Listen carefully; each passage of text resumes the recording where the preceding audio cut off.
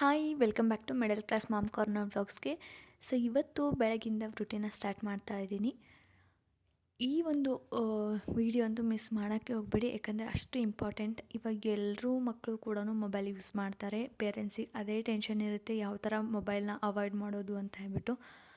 So ಈ ಒಂದು ವಿಡಿಯೋದಲ್ಲಿ ಕೆಲವೊಂದು ನನಗೆ ತಿಳಿದ ಮಟ್ಟಿಗೆ, ನಾನು ಸರ್ಚ್ ಮಾಡಿರೋ ಮಟ್ಟಿಗೆ, ನಾನು ಫಾಲೋ ಮಾಡೋ ಒಂದು ಟಿಪ್ಸ್ನ ನಾನು ನಿಮಗೆ ಶೇರ್ ಮಾಡಬೇಕು ಅಂದ್ಕೊಂಡಿದ್ದೀನಿ. ಸೊ ಹಾಗಾಗಿ ಈ ಒಂದು ವಿಡಿಯೋನ ಕಂಪ್ಲೀಟಾಗಿ ನೋಡಿ, ನಿಮಗೇನಾದರೂ 1% ಆದರೂ ಇಷ್ಟ ಆಗಿದ್ರೆ ಪ್ಲೀಸ್ ಒಂದು ಲೈಕ್ ಮಾಡಿ, ಚಾನಲ್ನ ಸಬ್ಸ್ಕ್ರೈಬ್ ಮಾಡ್ಕೊಳ್ಳಿ, ಓಕೆನಾ.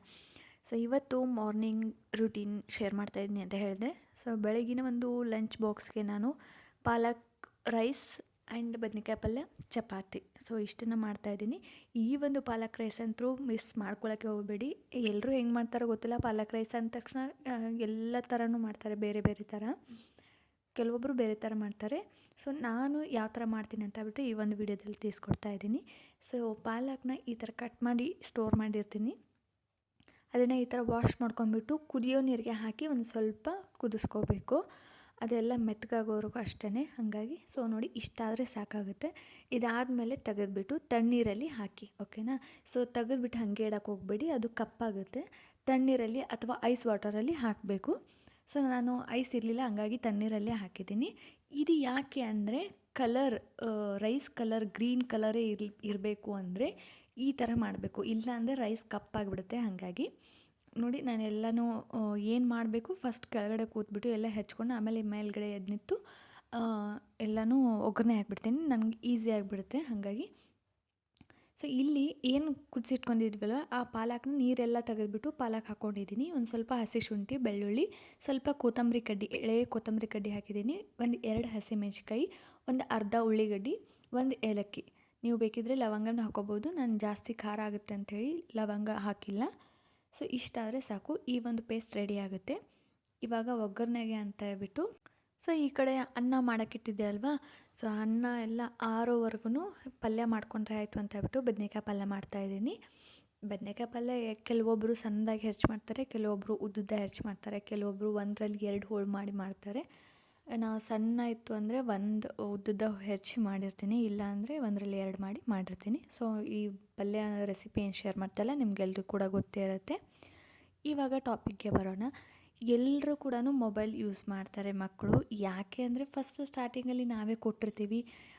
ಇಲ್ಲ, ನಾವು ಮನೆಯಲ್ಲಿ ಅವಾಯ್ಡ್ ಮಾಡಿದರೂ ಕೂಡ ನಾವೆಲ್ಲೋ ಹೊರಗಡೆ ಹೋದಾಗ ಅಥವಾ ಯಾರ ಮನೆಯಲ್ಲೂ ಹೋದಾಗ ಈ ಮಕ್ಕಳು ಭೇಟಿಯಾದಾಗ ಒಬ್ಬರ ಕೈಯಲ್ಲಿ ಇತ್ತು ಅಂದರೆ ಸಾಕು, ಅದನ್ನ ನೋಡಿ ಇವ್ರಿಗೂ ಕೂಡ ನೋಡಬೇಕು, ಇದರಲ್ಲಿ ಇದು ಬರುತ್ತೆ, ಈ ಥರ ಎಲ್ಲ ಬರುತ್ತೆ ಅಂತ ಹೇಳ್ಬಿಟ್ಟು ಮಕ್ಕಳಿಗೆ ಗೊತ್ತಾಗ್ಬಿಡುತ್ತೆ. ಹಾಗಾಗಿ ನಾವು ಎಷ್ಟೇ ಅವಾಯ್ಡ್ ಮಾಡಿದರೂ ಕೂಡ ಮಕ್ಕಳು ಮೊಬೈಲ್ ಒಂದು ನೋಡ್ತಾರೆ. ಅದು ರೂಢಿ ಆಗೇ ಆಗುತ್ತೆ ಅಲ್ವಾ. ಸೊ ನೋಡೋದು ತಪ್ಪಲ್ಲ, ಏನು ನೋಡ್ತಾರೆ ಅನ್ನೋದನ್ನು ಮೇಯ್ನಾಗಿ ನಾವು ಅಬ್ಸರ್ವ್ ಮಾಡಬೇಕಾಗುತ್ತೆ. ಏನು ನೋಡ್ತಾ ಇದ್ದಾರೆ, ಎಷ್ಟೊತ್ತು ನೋಡ್ತಾ ಇದ್ದಾರೆ ಅನ್ನೋದನ್ನು ನಾವು ಅಬ್ಸರ್ವ್ ಮಾಡಬೇಕು. ಸೊ ಅದನ್ನು ಕಂಟ್ರೋಲ್ ಮಾಡೋಕ್ಕೆ ನಾವು ಟ್ರೈ ಮಾಡಬೇಕು. ನೋಡಲೇಬಾರ್ದು ಅಂತ ಏನಿಲ್ಲ, ಯಾಕಂದರೆ ಮೊಬೈಲಿಂದನೂ ಟೆಕ್ನಾಲಜಿ ಕೂಡ ಮಕ್ಕಳು ಕಲೀಲೇಬೇಕು. ಸೊ ಹೊರಗಡೆ ನಾವು ಹೋಗಿ ನಮಗೂ ಕೂಡ ಟೆಕ್ನಾಲಜಿ ಗೊತ್ತಾಗಬೇಕು, ಮಕ್ಕಳಿಗೂ ಕೂಡ ಗೊತ್ತಾಗಬೇಕು. ಸೊ ನಾವು ಎಷ್ಟೇ ಹಿಡಿದಿಟ್ಕೊಂಡ್ರೂ ಹೆಂಗಾಗುತ್ತೆ ಅಂದರೆ, ಇವಾಗ ಅವ್ರಿಗೇನೂ ಆಗೋದಿಲ್ಲ, ಮುಂದೆ ಮಕ್ಕಳು ದೊಡ್ಡ ಆಗ್ತಾ ಟೆಕ್ನಾಲಜಿ ಬಗ್ಗೆ ಅವ್ರಿಗೇನೂ ನಾಲೆಜ್ ಇರೋದಿಲ್ಲ. ಅವರ ಏಜಲ್ಲಿರೋ ಮಕ್ಕಳು ಕೂಡ ಬೆಳೆದಿರ್ತಾರೆ, ಅವ್ರಿಗೆ ಆಲ್ರೆಡಿ ಒಂದು ಸ್ವಲ್ಪ ನಾಲೆಜ್ ಇರುತ್ತೆ. ಅವ್ರ ಮಕ್ಕಳಿಗಿಂತ ನಮ್ಮ ಮಕ್ಕಳ ನಾಲೆಜ್ ಕಡಿಮೆ ಇರುತ್ತೆ. ಯಾಕಂದರೆ ನಾವು ಎಲ್ಲದರಿಂದನೂ ಅವ್ರಿಗೆ ಹಿಂದ್ಗಡೆ ಇಟ್ಟಿರ್ತೀವಲ್ವ. ಸೊ ಒಂದು ಲ್ಯಾಪ್ಟಾಪ್ ಆಗಿರ್ಬೋದು, ಅಥವಾ ಏನೋ ಒಂದು ಮಾಡೋಕ್ಕೆ ಹೋದಾಗ ಅದು ಮಾಡಬೇಡ, ಹಿಂಗೆ ಮಾಡಬೇಡ, ಹಂಗೆ ಮಾಡಬೇಡ, ಮೊಬೈಲ್ ಅವಾಯ್ಡ್ ಮಾಡೋದು. ಸೊ ಈ ಥರ ಎಲ್ಲ ಮಾಡಿದಾಗ ಹೆಂಗಾಗುತ್ತೆ ಅಂದರೆ ಮಕ್ಕಳಿಗೆ ಯಾವುದೇ ಥರ ನಾಲೆಜು ಬರೋದಿಲ್ಲ. ಸೊ ಸ್ವಲ್ಪನಾದರೂ ಟೆಕ್ನಾಲಜಿ ನಾಲೆಜ್ ಇರಲೇಬೇಕಾಗುತ್ತೆ. ಹಾಗಾಗಿ ಮಕ್ಕಳಿಗೆ ಕೊಡಿ, ಬಟ್ ಟೈಮ್ ಸೆಟ್ ಮಾಡಿ ಕೊಡಿ.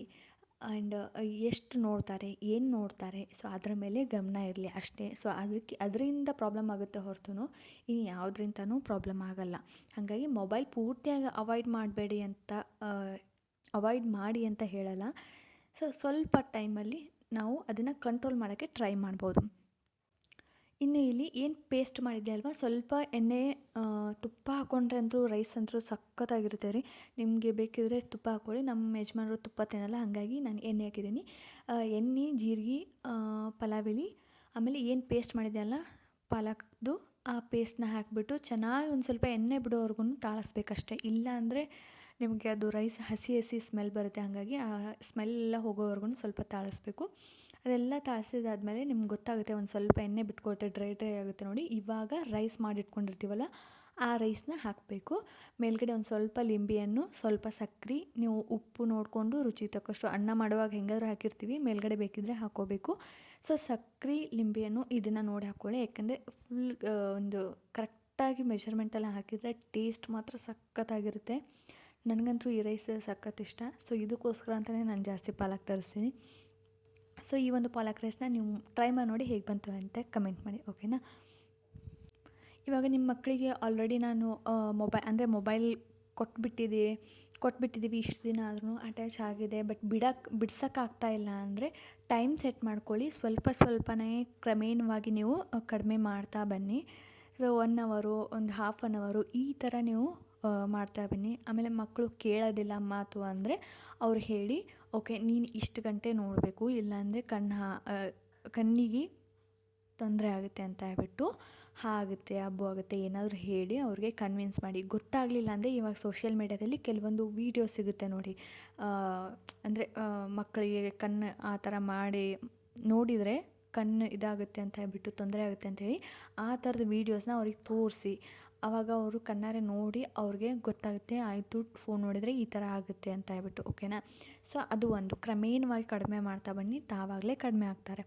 ಇನ್ನೊಂದು, ಮಕ್ಕಳು ಏನನ್ನು ನೋಡ್ತಾ ಇದ್ದಾರೆ ಅಂತ ಹೇಳ್ಬಿಟ್ಟು ನಾವು ಫಸ್ಟು ಅಬ್ಸರ್ವ್ ಮಾಡಬೇಕು. ಅದಕ್ಕೋಸ್ಕರ ಅಂತ ಹೇಳ್ಬಿಟ್ಟು ಮಕ್ಕಳು ಮೊಬೈಲ್ ನೋಡಿ ಬಿಟ್ಟ ಮೇಲೆ ನೀವು ಹಿಸ್ಟ್ರಿನ ಚೆಕ್ ಮಾಡಿ, ಓಕೆನಾ. ಓಕೆ ಮಕ್ಕಳು ಏನು ನೋಡ್ತಾ ಇದ್ದಾರೆ, ಅವ್ರಿಗೆ ಯಾವ ಥರ ವೀಡಿಯೋ ಶೋ ಆಗ್ತಾಯಿದೆ ಅಂತ ಹೇಳ್ಬಿಟ್ಟು. ಯಾಕಂದರೆ ಸೋಷಿಯಲ್ ಮೀಡಿಯಾ ಅಥವಾ ಯೂಟ್ಯೂಬು ಅಂದ ತಕ್ಷಣ ಯಾವ ಥರ ಬೇಕಿದ್ರೂ ವೀಡಿಯೋ ಪಾಸ್ ಆಗ್ಬೋದು, ಹೇಳಕ್ಕೆ ಬರಲ್ಲ. ಹಾಗಾಗಿ ಅವ್ರು ನೋಡಿಬಿಟ್ಟಿದ ತಕ್ಷಣ ನೀವು ಒಂದು ಸರ್ತಿ ಹಿಸ್ಟ್ರಿ ನೋಡೋದು ಬೆಟರು. ಸೊ ಯಾವ ಥರ ಮಕ್ಕಳಿಗೆ ಶೋ ಆಗ್ತಾಯಿದೆ ಅಂತ ಹೇಳ್ಬಿಟ್ಟು. ಸೊ ಆವಾಗ ಮಕ್ಕಳ ಒಂದು ಕಾರ್ಟೂನ್ದು ಇದೇ ಥರ ಇತ್ತು ಅಂದರೆ ಓಕೆ, ಬೇರೆ ಥರ ಇತ್ತು ಅಂದರೆ ಮಕ್ಕಳಿಗೆ ಆದಷ್ಟು ಅವಾಯ್ಡ್ ಮಾಡಿ.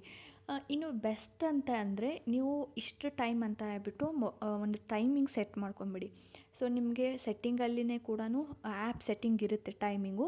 ಆ ಆ್ಯಪ್ನ ಯೂಸ್ ಮಾಡ್ತಾಯಿದ್ರೆ ಎಷ್ಟು ಅವರ್ ಇಟ್ಟಿರ್ತೀರ ಅಷ್ಟು ಅವರ್ ಆದಮೇಲೆ ಅದು ಆಟೋಮೆಟಿಕಲಿ ಆ ಒಂದು ಆ್ಯಪು ಲಾಕ್ ಆಗಿಬಿಡುತ್ತೆ. ಸೊ ಆ ಥರ ಮಕ್ಕಳಿಗೆ ಇಟ್ಕೊಟ್ರೆ ಇಷ್ಟು ಗಂಟೆ ನೋಡಿದ ಮೇಲೆ ಆಟೋಮೆಟಿಕಲಿ ಅದೇನಾಗುತ್ತೆ, ಲಾಕ್ ಆಗುತ್ತೆ, ಮಕ್ಕಳು ಇಟ್ಟು ಹೋಗಿಬಿಡ್ತಾರೆ.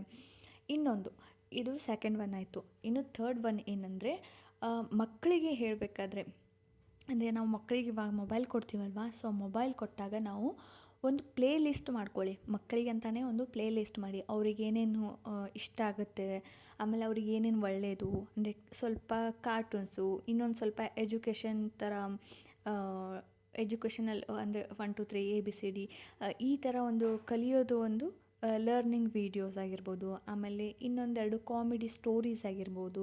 ಸೊ ಈ ಥರ ಎಲ್ಲ ಮಿಕ್ಸ್ ಮಾಡಿ ಒಂದು ಪ್ಲೇ ಲಿಸ್ಟ್ ಥರ ಮಾಡ್ಕೊಳ್ಳಿ. ಒಂದು 6 ವೀಡಿಯೋ 10 ವೀಡಿಯೋ ಥರ ಪ್ಲೇ ಲಿಸ್ಟ್ ಮಾಡಿ.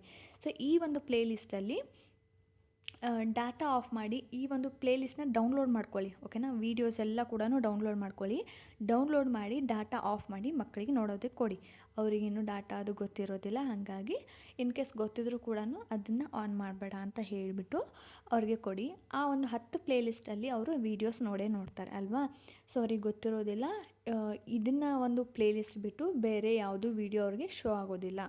ಇಲ್ಲ ಅಂದರೆ ಯಾವ ವೀಡಿಯೋ ಬರುತ್ತೆ ಅಂತಲೂ ಗೊತ್ತಿಲ್ಲ, ಅವ್ರು ಏನು ನೋಡ್ತಾರೆ ಅಂತಲೂ ಗೊತ್ತಿಲ್ಲ. ಇನ್ ಕೇಸ್ ಫೈಟಿಂಗ್ ವೀಡಿಯೋ ನೋಡಿದ್ರು ಮಕ್ಕಳು ಸ್ಕೂಲಲ್ಲಿ ಫೈಟಿಂಗ್ ಮಾಡೋದು ಅಥವಾ ಕಂಪ್ಲೇಂಟ್ಸ್ ತರೋದು, ಅದನ್ನು ಅವರು ಟ್ರೈ ಮಾಡೋಕ್ಕೆ ನೋಡೋದು, ಈ ಥರ ಆಗೋಕ್ಕೆ ಸ್ಟಾರ್ಟ್ ಆಗುತ್ತೆ. ಹಾಗಾಗಿ ಮೊಬೈಲ್ ಅವಾಯ್ಡ್ ಮಾಡೋಕ್ಕಿಂತ ಈ ಥರ ನೀವು ಒಂದು ಪ್ಲೇ ಲಿಸ್ಟ್ ಮಾಡ್ಕೊಂಡ್ಬಿಟ್ಟು ಮಕ್ಕಳಿಗೆ ಕೊಟ್ಟರೆ ಅವರು, ನಮಗೂ ಟೆನ್ಷನ್ ಇರೋದಿಲ್ಲ. ಓಕೆ ಮಕ್ಕಳು ಇದನ್ನೇ ನೋಡ್ತಾ ಇದ್ದಾರೆ ಅಂತ ಬಿಟ್ಟು ನಮಗೆ ಗೊತ್ತಿರುತ್ತೆ.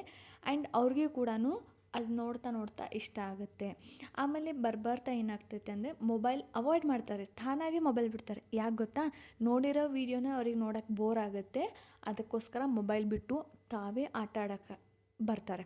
ಸೊ ಹಾಗಾಗಿ ಬೇರೆ ಬೇರೆ ಥರ ಆ್ಯಕ್ಟಿವಿಟಿ ಮಾಡೋಕ್ಕೆ ಸ್ಟಾರ್ಟ್ ಮಾಡ್ತಾರೆ ಅವರೇ, ತಾನಾಗಿ ಅವರು ಮೊಬೈಲ್ ಬಿಡ್ತಾರೆ.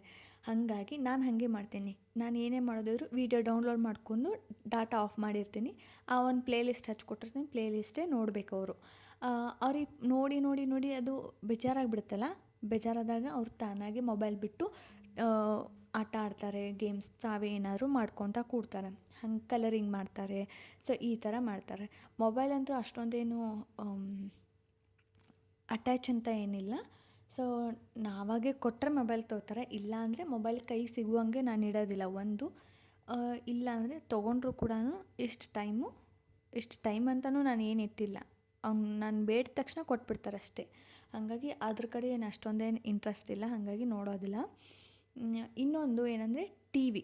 ಸೊ ನಿಮ್ದೇನಾದ್ರು ನಾರ್ಮಲ್ ಟಿ ವಿ ಇತ್ತು ಅಥವಾ ನೀವು ಟಿ ವಿ ನೀವು ವೈಫೈ ಎಲ್ಲ ಇಂಟರ್ನೆಟ್ ಹಾಕಿಸಿ ನಿಮ್ಮದು ಈ ಥರ ಟಿ ವಿ ಇತ್ತು ಅಂದರೆ ನಿಮಗೆ ಬೆಸ್ಟ್ ಅಂತಲೇ ಹೇಳ್ತೀನಿ. ಯಾಕಂದರೆ ಮಕ್ಕಳಿಗೆ ಅರ್ಥ ಮಾಡಿಸಿ ಮೊಬೈಲ್ನಲ್ಲಿ ಏನು ಬರುತ್ತೆ ಅದೇ ಯೂಟ್ಯೂಬು ನಿನಗೆ ಟಿ ವಿನಲ್ಲಿದೆ. ಮೊಬೈಲ್ನಲ್ಲಿ ನೀನು ಏನು ನೋಡ್ತೀಯಲ್ಲ ಈ ಯೂಟ್ಯೂಬು ಸಣ್ಣದೈತಿ, ಟಿ ವಿನಲ್ಲಿ ದೊಡ್ಡದೈತಿ ಅಂತ ಹೇಳ್ಬಿಟ್ಟು ಅವ್ರಿಗೆ ಹೇಳಿ. ಆವಾಗ ಮೊಬೈಲ್ ಹೌದು ಎರಡೂ ಒಂದೇ ಅಂತ ಹೇಳ್ಬಿಟ್ಟು ಅವ್ರಿಗೆ ಗೊತ್ತಾಗಿ ಟಿ ವಿನ ನೋಡ್ತಾರೆ. ಸೊ ಟಿ ವಿನಲ್ಲಿ ಆಬ್ವಿಯಸ್ಲಿ ನಮ್ಗೆ ಗೊತ್ತಾಗುತ್ತೆ ಅವ್ರು ಏನು ನೋಡ್ತಾ ಇದ್ದಾರೆ ಅಂತ ಹೇಳ್ಬಿಟ್ಟು ಅಲ್ವಾ. ಸೊ ಟಿ ವಿನೂ ಅಷ್ಟೇ, ಇಷ್ಟೇ ನೋಡಬೇಕು. ಇದಾದಮೇಲೆ ನೀನು ಬಂದ್ ಮಾಡಿ ನೀನು ಈ ಕೆಲಸ ಮಾಡ್ಕೋಬೇಕು, ಊಟ ಉಣ್ಣಬೇಕು, ನಾಷ್ಟ ಮಾಡಬೇಕು, ಮಲ್ಕೋಬೇಕು, ಈ ಥರ ಮಕ್ಕಳಿಗೆ ಹೇಳಿದರೆ ಅರ್ಥ ಆಗುತ್ತೆ, ಅವರು ಕೂಡ ತಿಳ್ಕೊಳ್ತಾರೆ. ಸೊ ಯಾವುದೇ ಆಗಿರಲಿ ಕೊಡೋ ತಪ್ಪು ಮೊದಲು ನಮ್ಮದೇ ಆ್ಯಂಡ್ ಅವಾಯ್ಡ್ ಮಾಡಿದರೂ ತಪ್ಪು ನಮ್ಮದೇ. ಯಾಕಂದರೆ ನಾನು ಆಗಲೇ ಹೇಳ್ದಂಗೆ ಟೆಕ್ನಾಲಜಿಯಿಂದ ದೂರ ಇದ್ದಷ್ಟು ಮಕ್ಕಳು ಕೂಡ ಹಿಂದುಳಿದು ಬಿಡ್ತಾರೆ. ಸೊ ಜಗತ್ತು ಮುಂದೋಗುತ್ತೆ, ಮಕ್ಕಳು ಹಿಂದುಳಿತಾರೆ ಅಷ್ಟೇ. ಅದನ್ನು ಬಿಟ್ಟರೆ ಬೇರೆ ಏನಾಗಲ್ಲ. ಕೊಡಬೇಕು, ಬಟ್ ಅವ್ರು ಏನು ನೋಡ್ತಾ ಇದ್ದಾರೆ, ಅವ್ರು ಏನು ಕಲಿತಾ ಇದ್ದಾರೆ, ಎಷ್ಟು ಟೈಮ್ ನೋಡ್ತಾ ಇದ್ದಾರೆ, ಸೊ ಅದನ್ನು ನಾವು ಅಬ್ಸರ್ವ್ ಮಾಡೋದು ನಮ್ಮ ಕೈಯಲ್ಲಿರುತ್ತೆ ಆ್ಯಂಡ್ ಅದು ನಮ್ಮ ಜವಾಬ್ದಾರಿ. ಯಾಕಂದರೆ ಮಕ್ಕಳು ಮನಸ್ಸು ಅವರು ಹೇಳಿದ್ದನ್ನು ಕೇಳೋಕ್ಕಿಂತ ನೋಡಿರೋದನ್ನೇ ಮಾಡೋದು ಜಾಸ್ತಿ. ಹಾಗಾಗಿ ನಾವು ಅದರ ಮೇಲೆ ಗಮನ ಇಟ್ಟರೆ ಸಾಕಾಗುತ್ತೆ. ಸೊ ನಿಮ್ಗೆ ಬೇಕಂದರೆ ಸೆಟ್ಟಿಂಗಲ್ಲಿ ಆಪ್ಷನ್ ಕೂಡ ಇರುತ್ತೆ. ನೀವು ಅಲ್ಲಿ ಹೋಗಿ ಸೆಟ್ ಮಾಡಿದರೆ ಆ ಒಂದು ಆ್ಯಪು ಅಷ್ಟು ಗಂಟೆ ಆದಮೇಲೆ ಆಟೋಮೆಟಿಕಲಿ ಲಾಕ್ ಆಗುತ್ತೆ. ಸೊ ಇದರ ಬಗ್ಗೆ ಏನಾದರೂ ಬೇಕಾಗಿತ್ತು ಅಂದರೆ ಕಮೆಂಟ್ ಮಾಡಿ, ನಾನು ನೆಕ್ಸ್ಟ್ ವೀಡಿಯೋದಲ್ಲಿ ತಿಳಿಸ್ತೀನಿ, ಓಕೆನಾ. ಸೊ ಇವತ್ತಿನ ಒಂದು ರೂಟೀನ್ ಇದಾಗಿತ್ತು. ಸೊ ಲಂಚ್ ಬಾಕ್ಸ್ ರೆಸಿಪಿನೂ ಶೇರ್ ಮಾಡಿದ್ದೀನಿ. ಇವಾಗ 12 ಗಂಟೆ ಆಗಿದೆ, ಫ್ರೂಟ್ಸ್ ಕಟ್ ಮಾಡಿಕೊಡ್ಬೇಕು ಅಂತ ಹೇಳ್ಬಿಟ್ಟು ಫ್ರೂಟ್ಸ್ ಕಟ್ ಮಾಡಿಕೊಡ್ತಾ ಇದ್ದೀನಿ. ಸೊ ಇವತ್ತಿನ ವೀಡಿಯೋ ನಿಮ್ಗೆ ಏನಾದರೂ 1% ಆದರೂ ಇಷ್ಟ ಇದ್ದರೆ ಪ್ಲೀಸ್ ಲೈಕ್ ಮಾಡಿ, ಚಾನಲ್ನ ಸಬ್ಸ್ಕ್ರೈಬ್ ಮಾಡ್ಕೊಳ್ಳಿ, ಹೊಸ ಯೂಟ್ಯೂಬರ್ಸ್ಗೆ ಸಪೋರ್ಟ್ ಮಾಡಿ ಆ್ಯಂಡ್ ಹೊಸ ವಿಷಯಗಳನ್ನು ನಿಮಗೆ ಶೇರ್ ಮಾಡಬೇಕು ಅಂದ್ಕೊಂಡಿದ್ದೀನಿ. ಸೊ ಸಪೋರ್ಟ್ ಮಾಡಿ ಅಂತ ಕೇಳ್ತಾ ಸಿಗ್ತೀನಿ ನೆಕ್ಸ್ಟ್ ವೀಡಿಯೋದಲ್ಲಿ. Take care, bye, love you all.